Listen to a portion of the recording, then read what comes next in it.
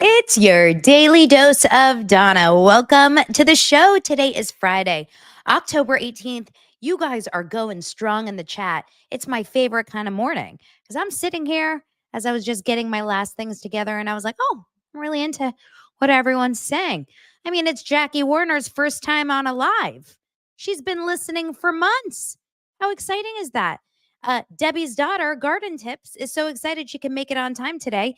And Sarah Navarro is actually making it to the live. How cool is that? Stay at home mom life. Welcome to the show. It's been quite a week here on Daily Dose of Donna. I mean, when is it not? When is it not quite a week? We have always got quite a week. It is such a crazy time to be alive in the Bravo and reality TV landscape. We've got a lot going on. I keep seeing all these Bravo accounts saying, like, what happened? We were starving. We had nothing to talk about. We were literally talking about Tom Sandoval's breakfast for 5 months. And then now we have so much to talk about.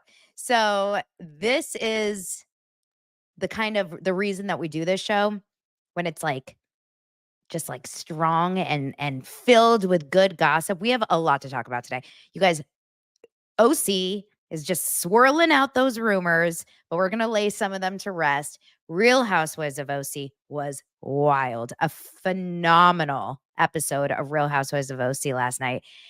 And then, of course, we do have to talk about Tamra. Guys, it's bad. It's bad for Tamra. She's going through a rough one right now. We do want to cover a little bit more about Liam Payne, some more information that keeps dropping. Jay Cutler, Kristen Cavallari's baby daddy and ex-husband, has gotten arrested, and more on today's Daily Dose of Donna.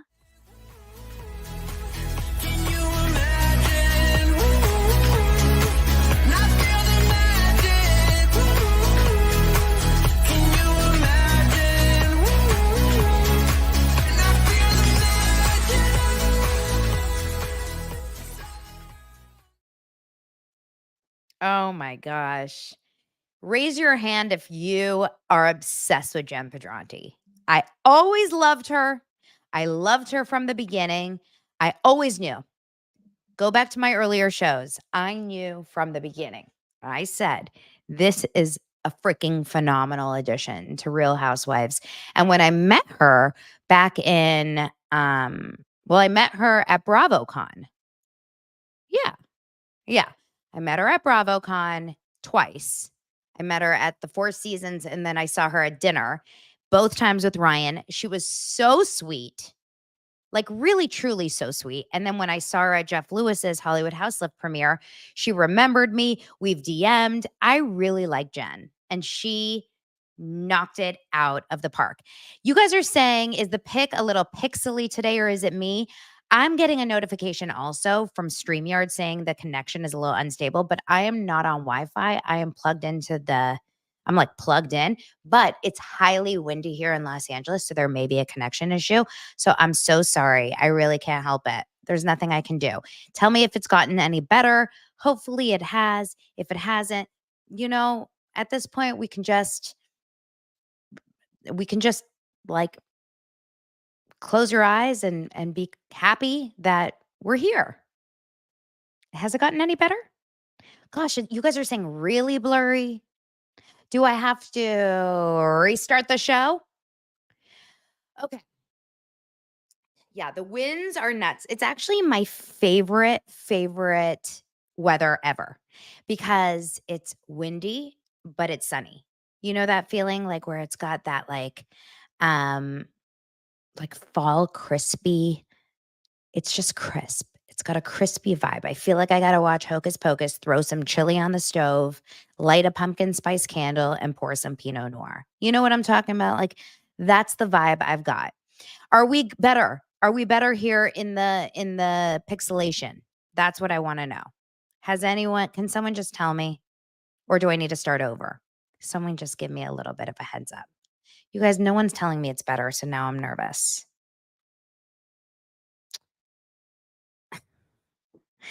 No, it's not better. Shoot. Hmm. Okay. It's not better, but it's fine. What should I do?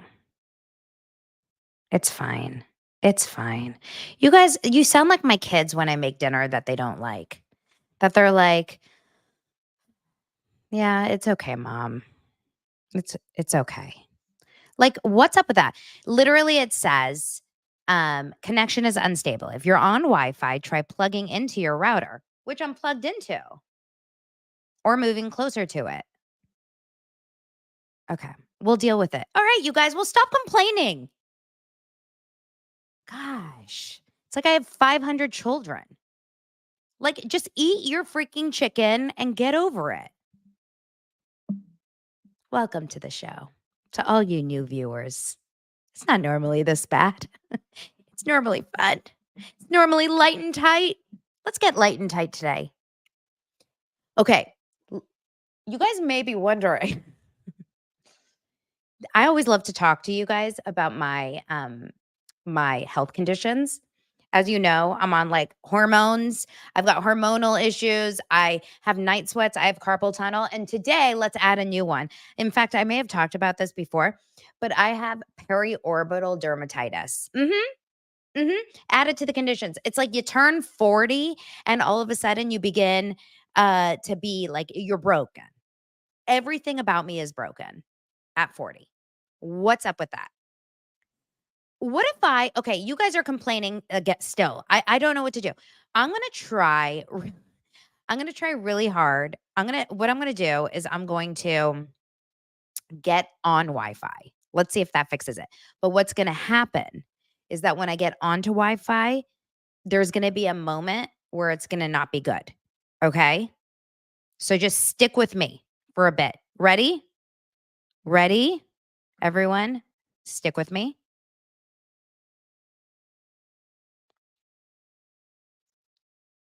Let me know if it's better.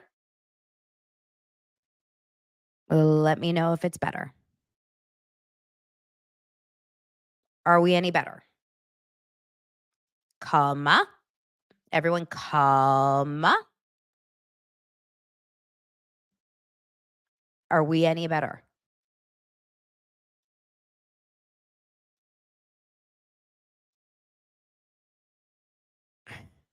Same. No, it's fine. I'm a people pleaser. This sucks.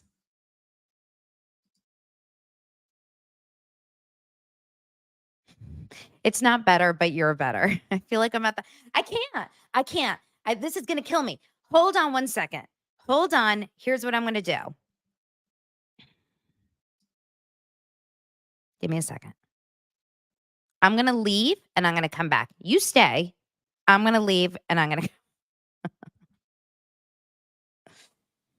Happy Friday of Daily Dose of Donna. Give me a second. Bye-bye.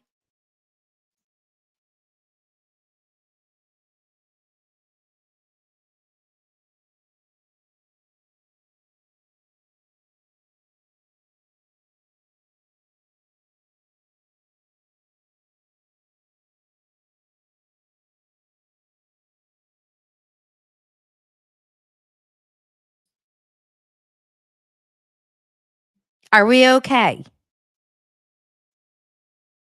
Did we survive? I'm gonna keep going with the show. Okay. Okay. So anyway, I love you guys. It's better. I'll try to see if I can cut a lot of that out later for the replay.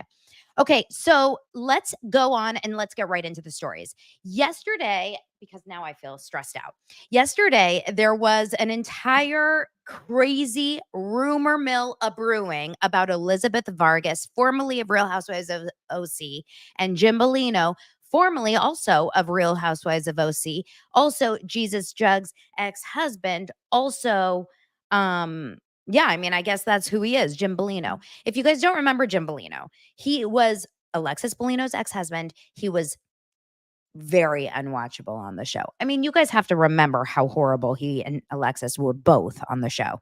And then he was very well known as the guy who sued Shannon Bedore, Tamra Judge, and what's her name? Heather McDonald for talking badly about his trampoline park. You guys remember that. Now, Elizabeth Vargas was on the show 2 seasons ago, I want to say. Was it 2 or 3 seasons ago? And she was a nutcase. I'm just going to be honest. In my opinion, allegedly, I don't know her personally, but she seems like a wild card. She's insanely wealthy. She has a very, very incredibly rich ex-husband, I believe. She has a lot of money. And then we recently just saw her on an episode of this season's OC because she was on her La Quinta house. She's selling her La Quinta house, and Gina Kirschenheiter was the real estate agent. So remember, 4 of the girls went down there and they spilled martinis all over the kitchen. And she was so awkward in that episode too. Like they didn't even really focus on her. Like she was in there as if she was just some random woman. It was kind of strange. She had a really odd season. Yes, she was in a cult. She had some weird, crazy like history story about her childhood. She was nuts. She lived right on the beach. You remember that? She lived like right on the Strand.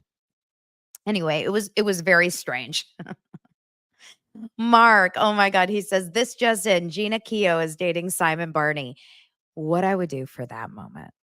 Now, the second that this hit, and I have no idea how it leaked, they think Elizabeth Vargas leaked it because Elizabeth and Jim Bellino apparently went on one dinner date at the Quiet Woman, took a picture, and allegedly she sent the picture out and like released it. That's what people think. TMZ released this picture and said it. And the world went nuts. I was in a parking lot because I was just dropping Dylan off at a class yesterday afternoon, and I go on my phone and I almost screen recorded it because it was like I couldn't believe it. I follow 2 kinds of accounts. I'm not joking. This is what my feed is. All Bravo and like pop culture accounts, and probably like pro-Israel accounts. Like those. I feel like that's what I follow on my feed. Oh, and like food accounts. Those are my 3 content pillars. Like reality TV and pop culture, Israel and food. And every post was about Elizabeth Vargas and Jim Bellino. Elizabeth Vargas and Jim Bellino's Google alerts broke yesterday. I don't think they've ever gotten so many hits in one day. Like they didn't know how to handle it. Now, Jim Bellino's probably happy because he has a new restaurant. Have you guys noticed he's been popping up everywhere lately? Tracy Tudor posted about him kind of recently. She is in with him. She's close with him. He has a restaurant in Palm Springs that he just opened. What's her name? Our obsession, Jen Pedranti, was posting about being a bartender. Like she was a guest bartender at his restaurant in Palm Springs. Kelly Dodd posts about him and like interviewed him recently on her Patreon. And then Sarah Fraser just recently had him on her show, I think just like 2 days ago. So he seems to be everywhere anyway this week. And then of course this happened. He of course says, we never went on a date. It was just a dinner. And it wasn't a real, we're not in a relationship. Yes, he was engaged and he just broke up with his fiance. So of course, Jim Bellino is now, he's now lands in my third. So we are in an open marriage with Jim Bellino. And yeah, so Jim Bellino, my name is Donna Bowling Bellino, starting today. Just run it, TMZ. Okay. Daily Dose of Donna could use some extra hits after today's rocky start. That's all I can say about that. I think that, I have no interest in Jim Bellino personally. I really don't. The only thing I really like about Jim Bellino is how he doesn't love Alexis Bellino. That's the only thing. But we're going to get into, of course, the Alexis Bellino of it all and everything OC in just a bit. But yes, Kelly Dodd ran to her emergency Patreon. And now that is an emergency Patreon. Like certain things are not emergency Patreons, but that is to say they are not dating. And last night, Kelly Dodd was posting on her stories that she was out to dinner actually at the Quiet Woman. Now, Ryan Bailey asked, is there any other restaurant in the OC? And I feel like the Quiet Woman, because from what I know about that area, because Kate Casey tells me a lot about that area too. She lives right there too. I don't think there's like that many restaurants of that caliber. Like, I think it's a lot of more casual spots or whatever.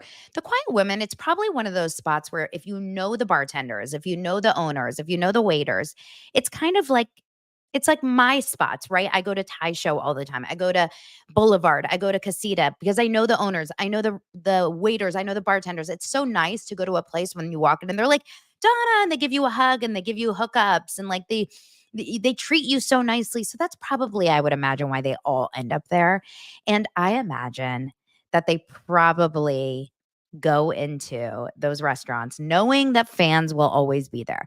Don't you think that on any given day, there's a real housewife of OC fan from the Midwest visiting Newport Beach and is at the Quiet Woman? Like, that's what I imagine. Is it the Quiet Woman or woman? The Quiet Woman. Let's all go to the Quiet Woman. But it won't work because we're just not quiet. Like, I can't be quiet at the Quiet Woman. Anyway, so I think I would totally go there if I lived in that area. Like, I can see it, and it feels like a cool vibe, like a fun little bar, dark. It's like a Craig's vibe, I imagine. Craig's here in LA. Yeah, I don't think Jim was very excited about being in any connection to Elizabeth Vargas. I don't think that's like a get.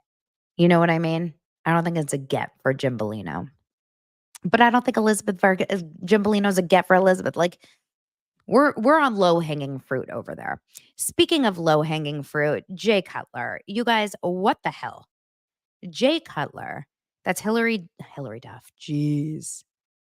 The reason Hillary Duff's on my mind is because I'm going to play you guys a clip in just a little bit of my interview with Jordy Cray. Jordy Cray is an amazing creator. He's on TikTok and Instagram. He's been on Dumois. He's like phenomenal on his deep dives. I interviewed him yesterday, and the whole interview is coming up on my Patreon this weekend, where we totally talk about Disney stars. So we get deep into like Hillary Duff and all the different Raven Simone, Miley Cyrus, all of them. So that's why it's on my mind. I'm going to play a little part of it in just a bit. But not Hillary Duff, Kristen Cavallari. Kristen Cavallari's ex-husband and the father of her children, Jay Cutler, gets arrested last night for a DUI. This is a killer. Every time you hear this, right? And a a gun possession in Tennessee. Now, I don't know the rules about gun possession in Tennessee. I don't know, like, if you're allowed to have guns. I don't know the deal. But obviously a he didn't have a license if you got arrested for it. Um 3 other charges in addition to driving under the influence. He was busted for gun possession, failure to exercise due care, whatever that means, and violation of implied consent law. Also, don't know what that means. You guys, maybe you know. It says the retired NFL player's arrest took place in Franklin, Tennessee, with the 41-year-old posing for a mugshot at Williamson County Jail. He was reportedly released later that night after posting a $5,000 bond. His rep has yet to respond to Page Six's request for a comment. Obviously, he was married to Kristen Cavallari and they have 3 children. You know what's crazy about their story, or about Jay Cutler's story? And it actually is kind of depressing to think about because I am married to a Bears fan. Lance is a massive, massive Chicago Bears fan. He's from, Chicago, Wisconsin, but he's not a Packers guy. He's a Bears fan. Don't at me, Green Bears. Okay. I like cheese, but he likes the Bears. And I love the Bears too. Soldier Field. That's what it's called, right? Soldier Field. So much fun. Jay Cutler was the quarterback for the Bears. I don't remember what year, but it was like when he was dating Kristen Cavallari years. He was so freaking on top of his game. He was like Travis Kelce on top of his game. He was hot. He was like rich. He was good. He was dating this hot, gorgeous, beautiful reality star, businesswoman, entrepreneur, all these things. He was like on top of his freaking game. Gets married, has a horrendous couple seasons. I can't remember exactly what happened. Breaks up, like loses his career, ends his marriage, and now is like getting DUIs and all these other things. Like, what a fall from grace. You know what I mean? Like, it just, yeah, he had a really, really bad, Jay Cutler sucked. Yeah. I think, but I mean, he obviously was good enough to get drafted and to get put on as a starting quarterback. So something happened, but he was good at some point. Like, it's not easy to become a starting quarterback for a NFL team, no matter what, right? So what the story of Jay Cutler is crazy. And Kristen Cavallari could not like have come out more on top after that, right? He went down and she went so up. And meanwhile, she thinks Kanye West is a clone, which is the funniest thing ever. You guys are all sending me all these crazy conspiracy theories. My DMs are filled with conspiracy theories about Kanye West. And I've learned so much in the last few days. Like, it's actually scary how much I've learned in the last few days. I didn't know anything about MK Ultra. You are teaching me all kinds of things, but I don't know where he was. I don't know what he was doing, but the fact that he was driving drunk and clearly probably really drunk. I don't know what his alcohol percentage was. They don't have any serious information, but it's really, really bad. For another, when you're a father of three, like, this is going to affect you so much. Now you can't drive, you can't pick up your kids, you can't drive to their football games and their sports things. It's just bad. Like, you can't do this. And he looks so bad in his mugshot. Not like anyone ever really looks good in their mugshot, but he just looks so busted in his literally busted in his mugshot that it makes me just like think, I don't know. I always just get so sad when I see people kind of like falling from a good life, you know? Like, can you imagine being Jay Cutler's parents? And I don't know shit about Jay Cutler's family, but can you imagine being his parents, and like you raise this kid who's amazing at football in high school and whatever, and then he goes to college and he gets drafted for the NFL, and then all of whatever. Okay, Barbara says they really disliked him here. He was awful to media and people here and poor at quarterbacking. Yeah, I remember Lance was like, he's awful. Like, we don't like him. I just remember just knowing about him because of Kristen Cavallari. I thought it was so cool that she was dating a Bears guy, and I was into a Bears fan. I was like, oh my God, Kristen and I are the same. Call me Donna Cavallari. Oh, that was in Denver? Okay. Anyway, yes, he has type 1 diabetes, apparently, according to my producers here in the audience, and which is 10 times worse, right? When you have type 1 diabetes, you really shouldn't be drinking. So he's clearly a mess. He doesn't have his life together. Speaking of someone, we haven't done a daily dose of Diddy in a while, and there's really not that much new information. I mean, there's so much new information, but I've decided by choice, not to go deep into all these new charges. And every day there's like a new charge, a new lawsuit. I mean, it's psychotic how many things are against this man. He's a disgusting human being, literally disgusting. Like, ugh. But I did see an article today that I thought was really interesting, because you know how they're not releasing him on bail. And the reason why I thought that they weren't releasing him on bail is because they're scared he's going to run. Like, that he was going to get out of jail and he was going to run. But actually, what I saw today is that the feds are convinced that Diddy is someone that has proven to be someone that will pay, extort, and bribe many, many people if he's out from jail, to silence them, to scare them, to this and this and that. And yes, exactly. He will impact witnesses, and he will like change the course of the case against him. if he is out of jail. And he has so much power because of who he is and all of his connections that the feds are truly concerned of letting him out on bail solely for that reason. Now, I think even if he had no power and not $1 to his name, this man should never walk free again. There's no way you get all those lawsuits and not one of them is true. There is no way. And the most recent lawsuit, and like I said, it is too dark for Daily Dose of Donna, so we're not going into it, but the most recent lawsuit, if you're interested in it, it's been covered by many, many places. It's so insanely awful. And what I am interested in more than the actual, more than the Diddy part of it is this woman who's like his coordinator. Her name is Christina Koran or something like that. I have to look up her name. And she's like basically his Ghislaine Maxwell. According to Diddy, he's talked about her in the past, and he said that Christina Koram. Yeah, it's Christina Koram. This is her. And she's mentioned in a lot of these articles. And Combs has previously described her as his right hand at Combs Enterprises. She is among one of the co-defendants accused of assisting him in predatory sexual behavior and proclivities by setting up to be SA'd and raped by defendants, as well as assisting in covering up the crimes. So this woman is someone to watch, and it's really scary. And you know what I'm wondering? Guys, you know what I'm wondering? Where's Heather Thompson? For real, where's yummy Heather Thompson? Where's Mama Heather Thompson from Real Housewives of New York? Remember? She was like one of his main confidants. She talked about it all the time. Has she said a damn word? Do you think she was like this woman back in the day?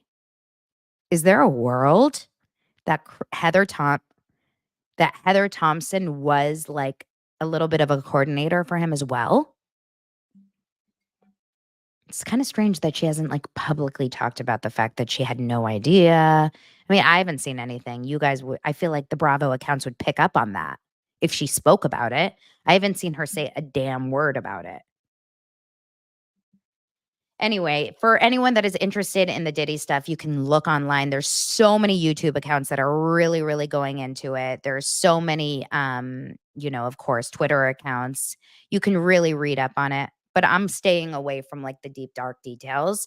And I will cover when the court case happens and if anything big happens until then.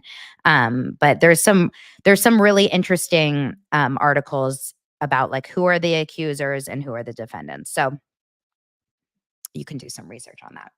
Okay. Anyway, let's move on. Just to go into a little bit of sad news before we go into OC, the Liam Payne thing is still so crazy. It's such a crazy story. And remember, he's not my generation. He wasn't my generation. I am someone who, I'm 43. So like I love One Direction music, like their big songs, but I wasn't a big like fangirl. If this was someone from NSYNC, I think it would be more shocking for me. But it's so sad, right? The whole story is so sad. And just all the little rumors that are coming together about how it happened and what happened. So his current girlfriend, Kate Cassidy, has finally spoken out. She was quiet for a few days. Remember, she was on this trip to Argentina with him, and she ended up coming home on Monday, I believe, to Florida. So she wasn't there on his last day, but she has spoken out on his death. And she said, "Thank you all for the kind words and love that has been sent my way. I've been at a complete loss. Nothing about the past few days have felt real. I ask and pray that you'll give me the grace and space to navigate this in private. Liam, my angel, you are my everything. I want you to know I loved you unconditionally and completely. I will continue to love you for the rest of my life. I love you, Liam," she emotionally wrote. Cassidy ended the heartfelt message with the number 444, an angel number that is believed to represent emotional love and support. They first started, I guess, hanging out in October 2022. He was also on and off with his ex, which we talked about yesterday, the woman who has been openly talking about the fact that she has felt like he has obsessively been contacting her. So there was all of that bad news that has come out because the ex has been publicly like threatening cease and desists and saying that he's obsessively contacting her. And then also, in addition, news has just been released right now or today that I guess he was dropped by Universal Records, his record company, Universal Music, just days ago. He was reportedly dropped by Universal Music as his solo career was floundering. Just days before all of this went down, Liam's advance was massive and he didn't recoup it, the insider claimed. Out of all the One Direction boys, Liam was on the wrong path musically. Payne's sophomore album was reportedly put on hold before the record label cut ties. Also, his publicity team resigned earlier in October. So, guys, this is so sad. He was literally going through a full crisis in his life, personally and professionally. And I believe that's probably what led to this kind of bender that he went on to, because everyone's saying that he went on some sort of a alcohol and drug-induced bender in the hours before he died. That's what everyone was saying, like witnesses and people in the hotel, and that's what led to this. So just awful. Yeah. And it's sad because his girlfriend was with him and he seemed okay. And then she left. So like feel so sad for her because I wonder if she is going to hold that. Like, why did I leave? And guilt is so strong with these things. And I'm not saying he actually like ended his life intentionally. It could have been an accident. It could have been like a moment of like, yeah, I'm going to jump into the pool. Like some of these people were saying that maybe that's what he was trying to do. It could have been a million things. It could have been a psychotic break. It could have been a hallucination. It could have been anything. It's just so sad. The whole thing. Awful. Anyway, what I'm going to do now is I want to play for you guys a video of, it's just a few minutes. I'll be here the whole time. So I am interviewing Jordy Cray for Patreon. Jordy Cray is incredible. He's been on Dumois, like I said. He's been a guest on so many people's podcasts. He's so funny. He's so smart. And he does tons of deep dives. And he and I both read the Untold Disney High. It's called Disney High. It's like basically the untold story of the Disney tween empire. So we talk all about Miley Cyrus. We talk all about Hilary Duff, Selena Gomez, Demi Lovato, all of that stuff. But we also talk about reality TV too. So I'm gonna play a little bit before we get into the OC, and then you guys can subscribe over to my Patreon. The link is in the show notes below, if you want to watch the rest of the interview because he's so entertaining. I had so much fun talking to him. Here is Jordy and I chatting about, God, what are we talking about in this? I think we're talking about Miley Cyrus, and then we talk about Real Housewives. Miley Cyrus's story is wild too. Miley's my girl. I love me some Miley. I love Miley. I met her back in the day because we did all those crossover episodes. Oh yeah, that's true. But yeah. I liked Miley. I mean, I feel like I almost like her more now than I did then, though. But she seems, yeah, she seems like, from the book at least, that even though she was working her ass off, even though they were literally squeezing her dry, she seemed like she never became a diva or a bitch.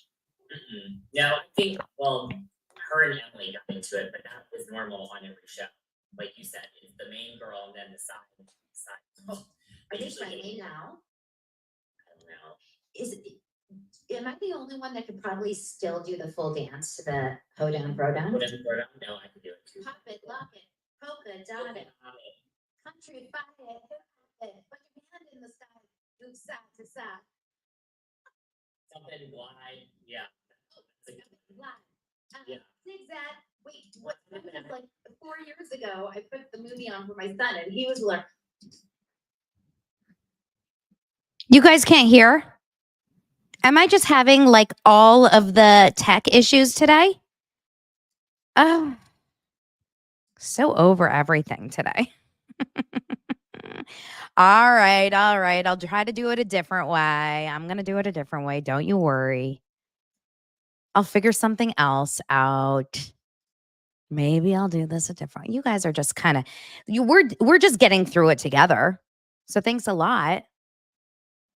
Let me figure out a way to do this. I have an idea. Hold on. As we talk about other things, I'm going to do something. As we talk about other things, I'm going to. There we go. Okay, let's just keep going. As you know, Jordy Cray is phenomenal. We talk about so much. You guys, I'm like sweaty. Today is a mess. For all of you that are new here, it's not normally like this. Yes, it is. Marla says she could hear it. Susan says, no, it's awful. I mean, awful. Should we go back to talk about John Bobbitt and Lorena Bobbitt? I'm just going to present that as its entire own episode. Okay, let's get into this is what we have to talk about. OC. Can you all hear me fine? So Laura E. White heard it fine. So what's wrong with you guys, huh? Yeah. You know what? I think some of you guys are going to get upgraded to VIP over here, just the ones that could hear it well. Okay. Let's go talk about Real Houses of OC. Has anyone watched it? Did any of you guys watch it? Did you love it? Was it not an amazing episode? Real Houses of OC is bringing it this season. I think it's phenomenal this season. And I can't really decide.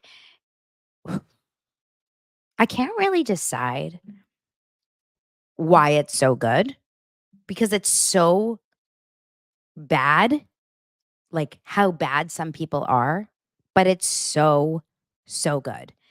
I think if I like go back and think about why Real Housewives of OC is so good this season versus last season or first seasons before, I think it's because it's so clearly like we're all together rooting for a few of them. I don't remember a time where all of the Bravo fans were rooting for the same person together. I don't think it's ever happened like this. Maybe Vanderpump Rules. Vanderpump Rules season 10 during Scandival, the height of Scandival, when the whole world was against Tom Sandoval and we all felt united. That was the last time I feel like that happened. This is on Watch What Happens Live. Andy Cohen was asking questions. You know, whose team were you on, Jen or Tamra's? Or like, who do you believe, Shannon or Tamra or whatever? And it's so resounding, like 98, 99% one way versus the other 1%. It feels like we're all in it together, which reminds me of High School Musical. We're all on this together. Do, do, do. So it really is a nice feeling to not feel like we're at end, like we're at odds. This is not a Team Teresa Melissa situation. This is like we're all on team anyone but Tamra on this season of OC. Now, you know, I'm not into bashing someone as a whole, as a person in real life, but I'm talking about a reality show and I'm talking about the characters that I see on a reality show. I know it's who they really are, but I'm talking about the characters of who I see. And on this show and on this season, Tamra and Heather can go kick rocks. I can't stand them. I can't stand them this season. Both of them. They're really, truly insufferable. Heather has been insufferable this entire season, but for different reasons than she has this last couple episodes. She started being insufferable the second that she was like, wait, is that Drake's house or is that our house? Hold on, is that Beyonce's house or Madonna's house or is that my house? Like, in this economy, Heather, people can't afford groceries. Read the room. Now, I understand it's a Real Housewives. We're not watching like, CNN, but it feels it feels so out of touch. It feels so obnoxious. Like, I find her life and her energy to be so incredibly performative. I imagine she is such, um everything about her feels so put on. She's such a she's such a show. Just the way she talks to Terry, the way she talks to people, the way she shares her story. It's the "Don't admonish me." I mean, that one sentence was so it was so clear about who McDonald, who Heather Dubrow is. Heather Dubrow is someone who is all about, she's all about me, not me, her. Look at me. Look how amazing I am. I can do to you, but you can't do to me. And actually, you know what? So is Tamra. Tamra's very much, I can do to you, but you can't do to me. And I think that that's why we're really struggling with them this season. And it doesn't help that it's the two of them against the world, and they're both on the wrong side of history, in my opinion. You know what I mean? Um, all right, let's go back and start talking about the episode. They're obviously in London, and we're in the morning after this kind of horrendous dinner. If you guys remember in the dinner, Shannon went home because they were all assholes, to be honest. They were all assholes to Shannon, especially Tamra. I'm not like, I love Emily so much in real life. I really do. And I think Emily always, like, she says exactly what's on her mind. She's always pretty good, but sometimes Emily says things that I'm like, for example, when Tamara's laughing at Shannon, when Shannon's talking to her from, like, through the bars at the end of last week's episode, and Tamara's like, Emily starts laughing too, and she's like, "No, it's just because it looks like you're through jail or whatever." She's laughing, and I'm almost like, Emily should take that moment and look at Tamra and be like, "You're a bitch. Stop laughing." So that kind of bothers me about Emily when she does that. That I don't like. Another thing that Emily did in last night's episode was when they go back and they're talking about how Shannon mentions, like, Shannon seems to get a little confused about if it's alone, if it's not alone, if it's alone. And the truth is it alone? I don't know. You guys, someone, like, one of you guys know. What is going on? Shannon's like, "No, you're mixing them up." I'm like, "What am I mixing up?" Someone, I need a Venn diagram. I need an outline. I need a QuickBooks account. I need something to tell me exactly what is happening. Is it a loan? It sounds to me like she was given a loan. So I'm a little confused by that. But yeah, in that moment, Emily is like, "Shannon, you just told us it was a loan just now." And I'm like, "Emily, wrong team." But you know what? You just said something really interesting, Michelle. This is really a good point. Emily does the podcast with Teddy. Never thought of it. Emily has a job through Teddy and Tamra. That is so important of why she needs to remain somewhat of an alliance with Tamra. I never thought of that. Huh. That is really interesting. Okay. So it's the morning after. Now, after Shannon goes home, the girls partied their fucking faces off. Okay. 4 in the morning. Or no, was it not 4 in the morning that night? What night were they up until like 4 in the morning? Was it the next night? Yeah, it was the next night. So that night, sorry, that night they went out and, like, whatever. They just, I think they just had a normal night. And the next morning they kind of all split up. Shannon had breakfast with some of the girls, and then Tamara went to the spa with Katie, and everyone was kind of splitting up. That's what happened. Tamara was in the spa with Katie, and she's sitting there, and Katie was kind of like, also again, a little bit playing both sides, listening to Tamara and kind of hearing everything. She was it bothered me a little bit because it almost felt like she was going against her friends. Because I know that Katie's close with Shannon, and I know that she's really close with Jen. So I was like, "Oh, this doesn't bode well for her and Jen rewatching this now." I know that Katie and Jen are super, super tight right now, like IRL. I wonder if that was like a little bit weird. But we find out in this scene that Heather Dubrow is a little bit of a shit stirrer and a little bit of a shady McShade by finding out that Pedranti spent a lot of money on her dress, that beautiful, lemon dress that she wore to the tea for Shannon's brunch. And in that moment, you really saw Heather's true colors. Heather, you guys, she's not a good, I don't think she's a good person. It's tough because you always wanna seem like the fact that she has all these kids that are on,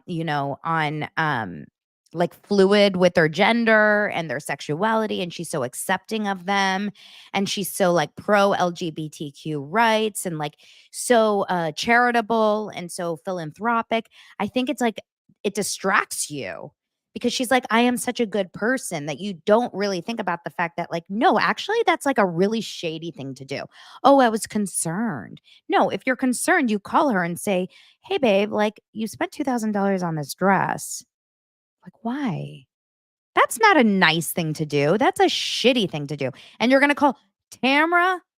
You're literally gonna call Tamra or gonna go tell Tamra, the worst person to tell, the one who hates Jen more than anyone? Because let's be real, Tamra's never liked Jen. Tamra had it out for Jen since Jen walked onto the show. Why? Is it jealousy? What's the deal? Is it because Jen has a relationship with Eddie? Is it because Eddie and Jen worked out together so much that like she has like a thing with her? She hates Jen, which is why she hates Ryan. Or did she get like denied by Ryan? Did she get rejected by Ryan in like a flirty manner? Something happened there that made her literally decide that Ryan and Jen are her targets. I mean, it was so obvious, obviously, last season, but this season is unreal.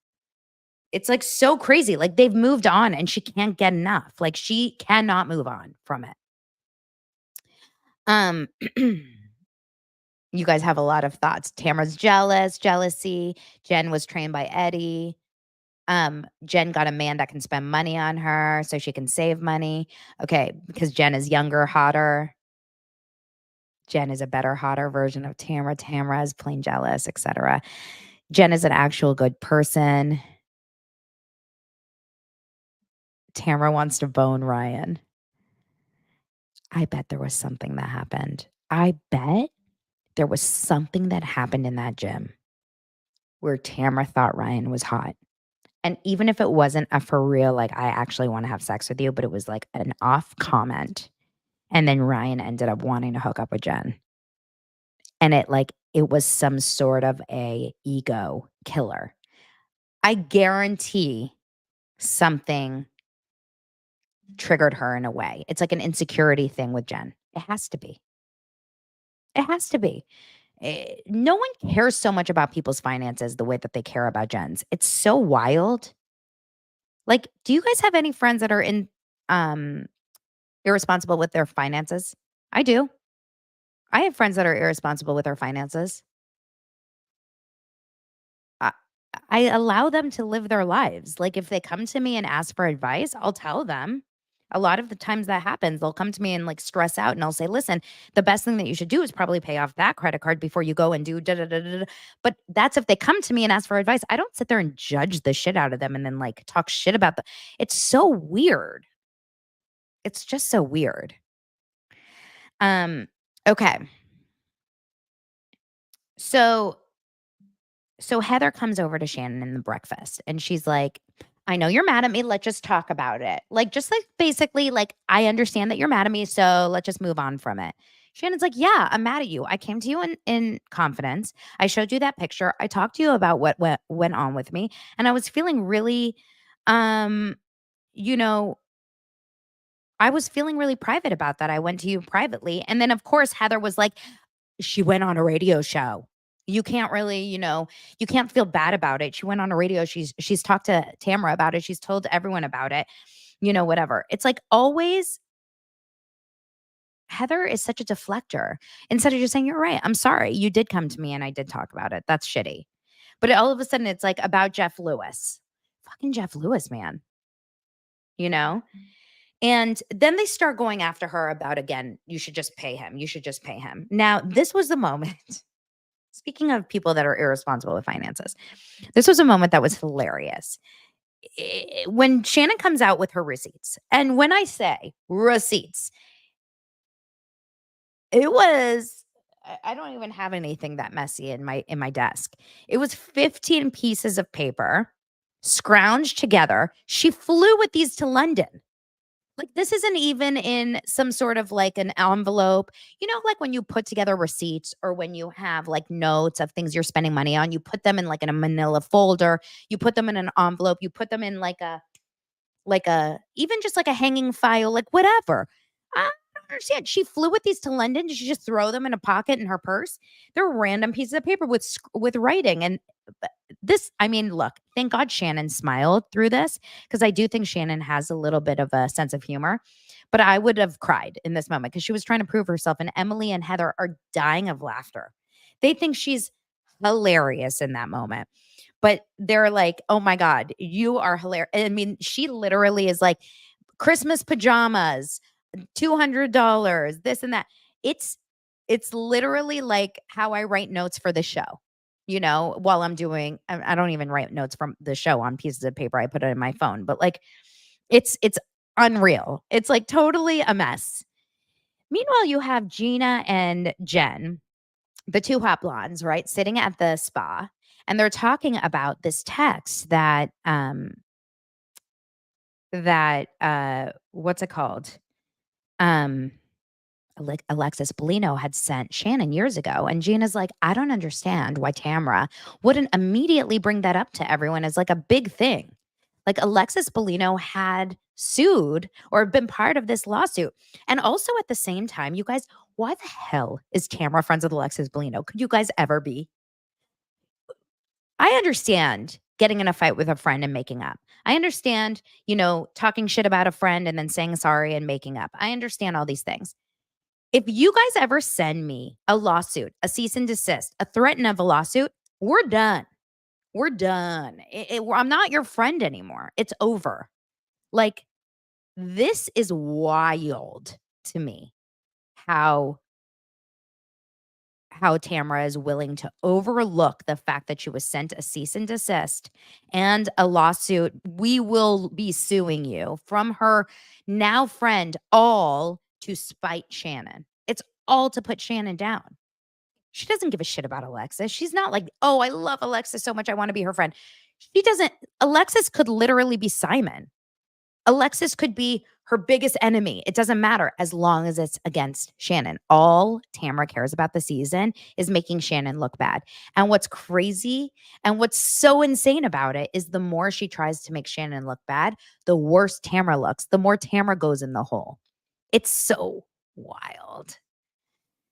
So Tamara's in this moment talking, of course, we're going back and forth between a few different scenes. And in this moment, this is when she's still talking to Katie about just talking shit about Jen again, about Ryan again, about why is he on these private jets and why are they going to these places and why are they going on? Tamara, get Ryan's, like, the obsession of Ryan out of your Veej and stick Dame.com in there. Like, fill up your cup with something else.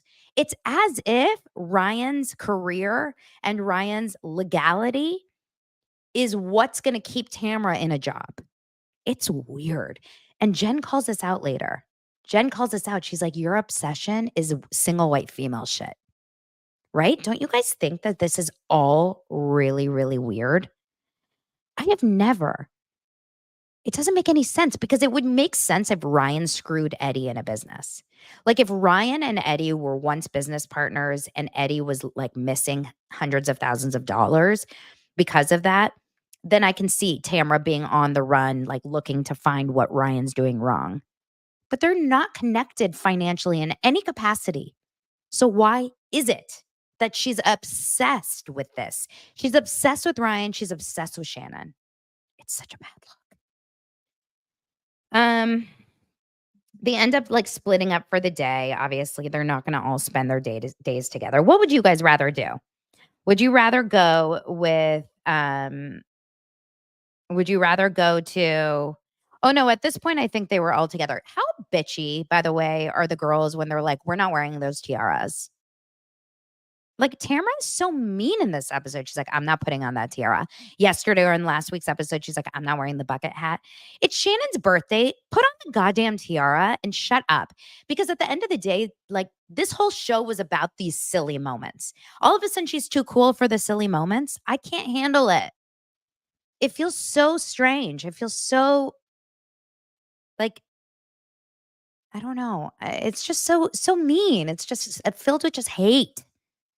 Like, on her end, not my end. It's just she hates her so much that she's like, "I'm not wearing that tiara. I'm not wearing that bucket hat." Like Debbie Downer. Anyway, they're all on the double decker. It seems like they're all having a really nice time and having fun, and then they eventually get oh, no, on that double decker is where they have that conversation to Heather where Gina's like, "I don't understand you about this, um, the mammogram situation." And I didn't even know this, but Heather had sent the girls a text prior to the mammogram saying, "I have family history and I don't wanna talk about it." How weird is that, by the way, that she sent that text? She was like, "Because I don't want my family history shouldn't be part of the show." What? Did anyone else find that a little odd? And meanwhile, she talks about it on the show. Like, we heard the doctor talk about it. It was part of the show.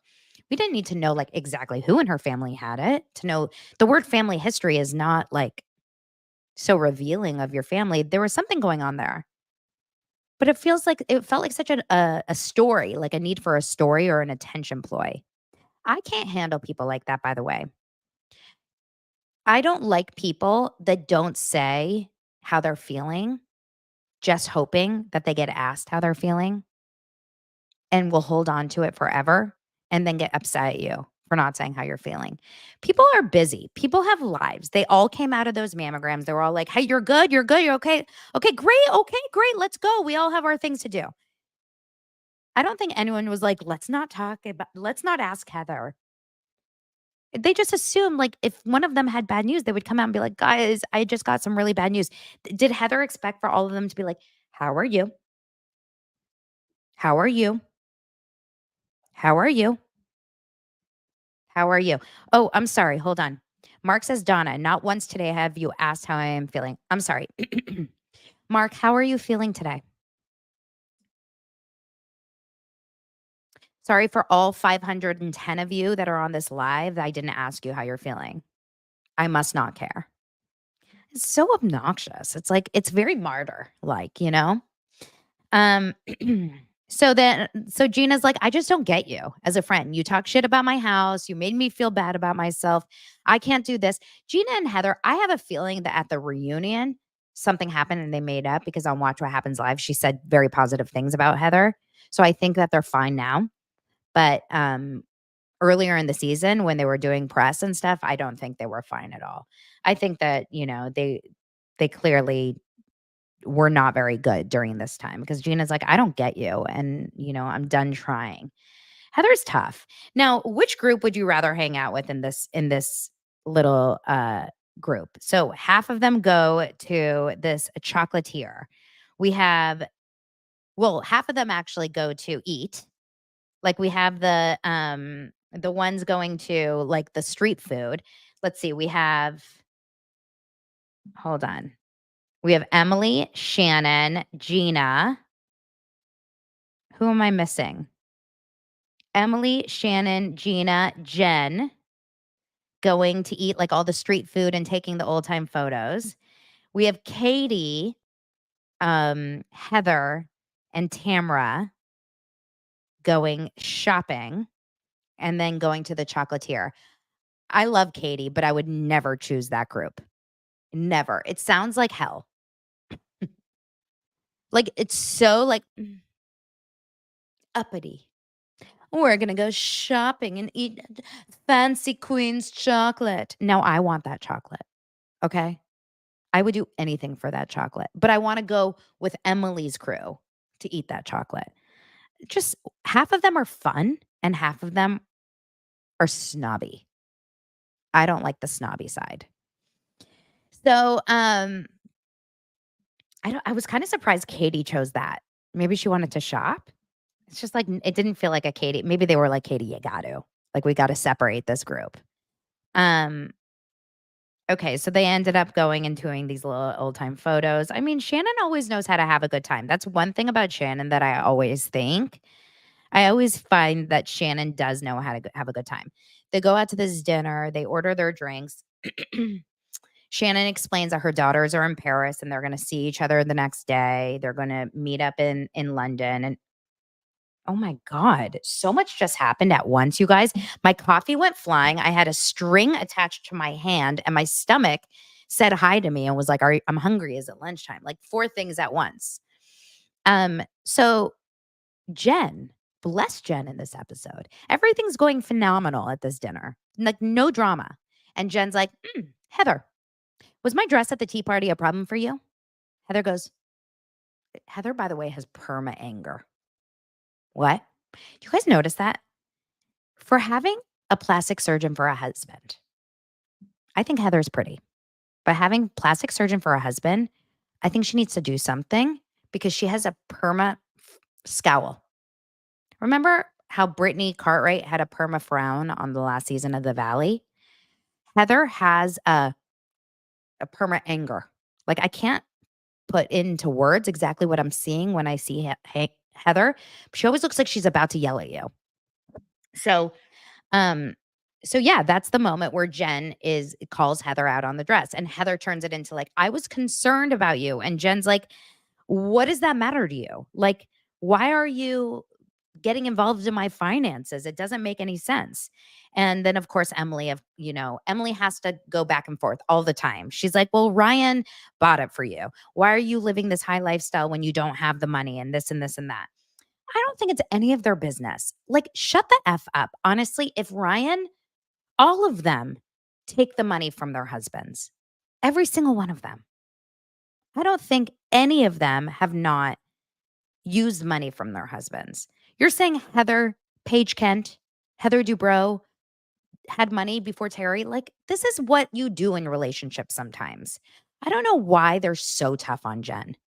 She is so Ryan may not be the best person ever, but he's treating her really well and is treating her family really well. And this is what happens later, but she basically loses her mind later. She starts to get really upset later towards Tamra. She's like, "I don't understand what happened, over at Katie's the other day. Like, I don't understand what's going on with you and why you're coming after me and why you keep like trying to take down Ryan." And Tamra actually in that moment, shockingly, was like, "I'm sorry." Okay. In that moment, I was really surprised. Tamara was like, "I'm sorry about the FBI stuff. I apologize." Weren't you guys kind of surprised to see that? I was really surprised that she said, "I'm sorry. I shouldn't have brought that up." And Gina even says in a confessional, she's like, I mean, how many times does Jen have to get it from Tamara? How many times does she have to get like hit in the side of her face from Tamara again and again and again? And this is when Shannon is like, "Oh, Tamara's already feeling it. I'm coming at her too." When she's like, I showed Alexis this text showed Gina this text from Alexis. I'm surprised that you didn't share with everyone that Alexis also sent you the text. Like, why didn't you share that with anyone?" And that's when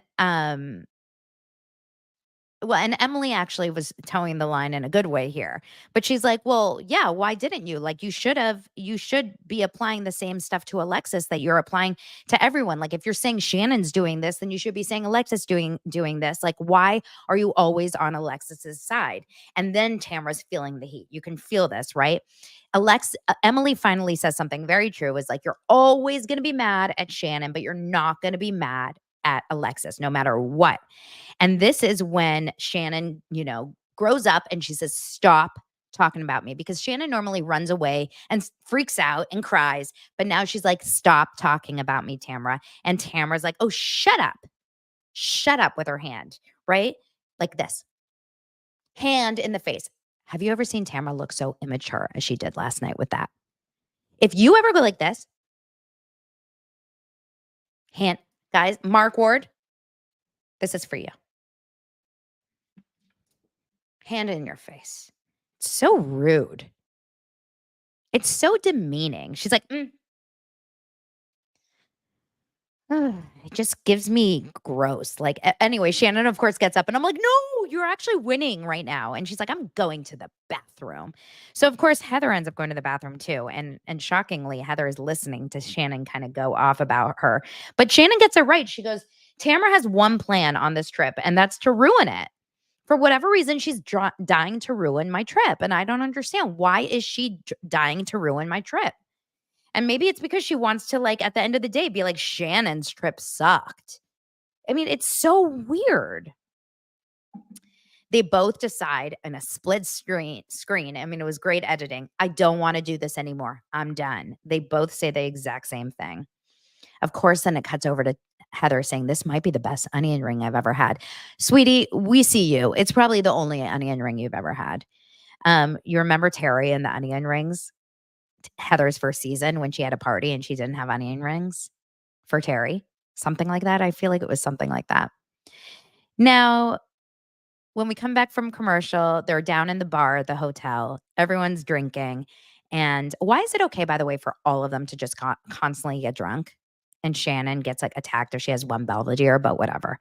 So they're, I understand why. I mean, she had the DUI, but it's okay. So they all decide to play this game where they text their husbands or their boyfriends or whatever, all these naughty texts. What would your boyfriends do or your husbands do? What did they text? Should I do it with Lance right now? What's the text? Okay, I'm going to do it right now. I'm naked right now. He's going to think I'm texting someone else.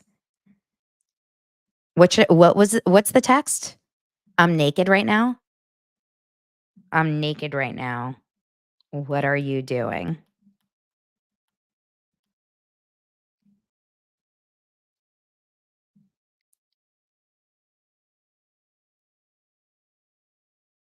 He read it in 2 seconds.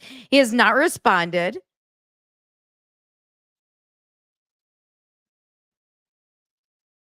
He's not responded, you guys. He read it and he's not responded.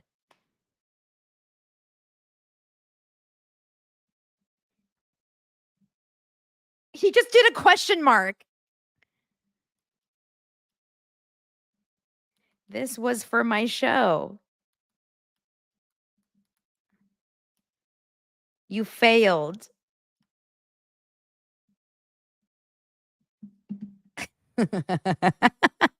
Lance failed. Well, he's probably like, I'm filming Derek Huff. Like, why? Like, why are you texting me? He said it took me 1 minute. Okay. So, LOL, watch the show and you'll understand. He probably was like, what? Okay, let's go on. So they did this kind of cute thing where they were all texting their boyfriends, and poor Shannon, like, I did actually feel really bad because it does suck when you're the only single one. And she was like, I'm going to bed. Now, meanwhile, we see this crazy series of scenes where the girls are just hammered. They are hammered and they are naked, half naked, and they're dancing. I mean, these girls are like shite house. You know what I'm talking about, right? They are, oh, oh, oh, I have to talk about something. I don't think I've ever disliked anyone as much as Tamra when she played Ding Dong Ditch. If anyone dared, if you fucking dare to go to my hotel room and ring the doorbell in a fancy, expensive hotel in London, late at night, ring the doorbell and run away, I would actually like consider violence. There's not a worse thing you can do. Can you imagine if you are jet lagged and you were sleeping? Like, I could die. That is actually quite possibly my version of one, like, actual torture. It's so mean. Do you know how expensive hotels are like that? Like, It's probably a 500-600 at least a night type of hotel. Maybe even more, maybe $1,000. It's so expensive. These people work so hard to go on a beautiful vacation. They're having a vacation. Not only is the Real Housewives on their freaking floor, but now they're woken up in the middle of the night by some drunk Americans. Like, I would shoot them. Not really. I don't own a gun. Okay. It was really bad. Like, really bad. I was so upset. That took me to a new level. And then they're out on the balcony and she's like, "Hey." I'm like, I'd call security. I would be a mess. Now the next morning is the best part. Shannon has decided it is time for revenge.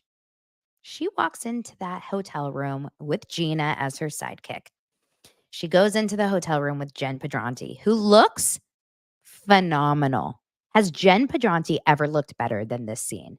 With her cute white cropped button up short sleeve shirt and her adorable jeans, hot body, long hair, like stunner. It's like casual with class. And Shannon decides this is the moment that she's going to share with she's going to share with Jen about this text that she got from Tamra 2 years ago. She pulled out a receipt from 2 years ago where she got herself a background check. And Ryan, when I tell you this is sweet revenge, and no one deserves it more than Tamra in this moment. I hate to say it. No one deserves it more than Tamra. Shannon does not know how to bring real receipts, but she knows how to bring real receipts. You know what I mean? It's like she didn't have the receipt she needed, but she really had the receipt she needed. It was phenomenal that she did this. Like, thank you, iCloud. She should really be doing an Apple iCloud commercial because those receipts stuck with her. Meanwhile, we see Tamra running through the streets saying she has to poop. Like, it's so phenomenal. Like, the whole juxtaposition of this, where she's out there talking about how she can't stand Shannon and she has to poop.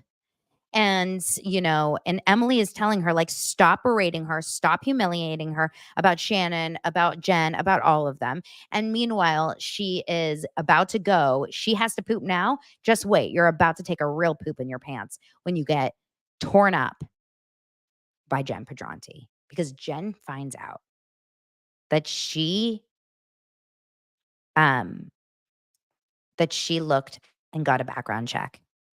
And she shows it to Jen, and Jen doesn't take the information and does what she did last season, which is like, "Oh, wow, that sucks." She takes it and it's like the straw that breaks the camel's back. She takes it and she says, "Enough." It was just enough for her to lose her damn mind on Tamra. She runs over to Tamra's room. The best part about this is that Tamra was not ready for camera. Tamra was not ready for camera. Get that? She was sitting, makeup free, hair not done, in glam, in a robe. So she wasn't even feeling like at her best. You know, when you're not like fully at your best physically, you don't really feel your best. She's sitting there like just shooting the shit, probably talking shit about Shannon to Heather. And cameras are running past Jen. You can tell, like, producers are like, get a camera on Jen. Like, it didn't look like it was planned in any capacity. I don't think cameras were even in the room with Tamra at that moment. They run past through the hallway. Jen goes into that room and performs what I can say is probably the best. This is Emmy shit. This is Golden Globe shit. This is reality TV awards moments. She tears Tamra a new asshole. Like, it was phenomenal. And Shannon sits there and she's like, "Well, I'm going to go hang out with my daughters." Shannon lit a match on a stick of dynamite, sat it down, and left the building. It was so perfect. Like, I was so proud of Shannon. I was so proud of Jen. Every moment of this scene was this. I felt like I was watching Cops, like, we got him. Like, it was so good. She goes into Tamara's room and she starts saying, "Did you do this? Did you get him a background check? And Tamra goes, no. Yes, you did. No, I didn't. I swear on my kids. Okay. She goes, F you, Tamra. Yes, you did. I don't give a shit about Eddie. I don't care about what Eddie does. And Tamra goes, he runs a multi-million-dollar business. She goes, I don't care. Why do you care so much? Why do you care? And Tamra kept trying to interject because Tamra, like, always usually kind of holds the conversation. And Jen would not allow it. Jen would not allow for it. So then Tamra goes like this, which is so insulting and it's so demeaning. Good for you. You used your voice. How condescending. It was very triggering for me. Good for you. Golf claps. You're speaking up. Then she says, wow, Shannon, I get that you wanted to like upset me. So if you're going to sick Jen on me, you might as well want to sick someone, use someone with more than half a brain. Unreal. She said that in a confessional after the fact. So mean. Jen is smart. She's not smart in the way maybe like, with finances, clearly. It was so good, and Tamra was sweating bullets under that robe because she got called out. And Jen finally said, leave me alone. My kids are happy. I am happy. We are happy. Leave me alone. Now, at this point, remember, this is before the news breaks about the FBI and the arrest and the immunity and all of that. So just know how happy Tamara's about to be at the end of this season when cameras come back up and they start filming about this arrest and all the FBI. Tamara's going to feel like vindicated. I still think it's so shady. She shouldn't have made this a storyline. It shouldn't have been in the story. So shitty. Anyway, I like people that show their flaws. I like people that are not claiming to be perfect. And someone like a Tamra always has this feeling of like, I can do no wrong. And that to me, and Heather too.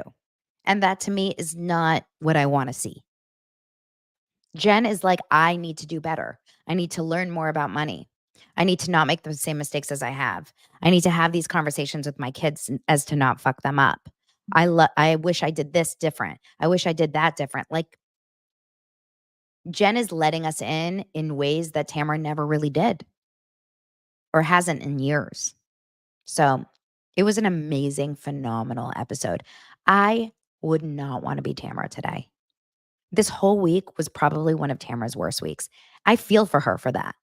Because not only has she been so hard to watch on the show, which would have been bad enough, but then everything that went down with her this week with the whole I'm on the spectrum comment, I don't even know where she's going to go from this. What would you do? If you were her PR crisis manager, where would you go if you were Tamara right now? How could you go from this? Because yesterday she came on her show and she apologized. She said she spoke too soon. She said she wished she didn't. She hadn't even told Eddie or Sophia. She was just kind of like feeling it out. She should have done some more research.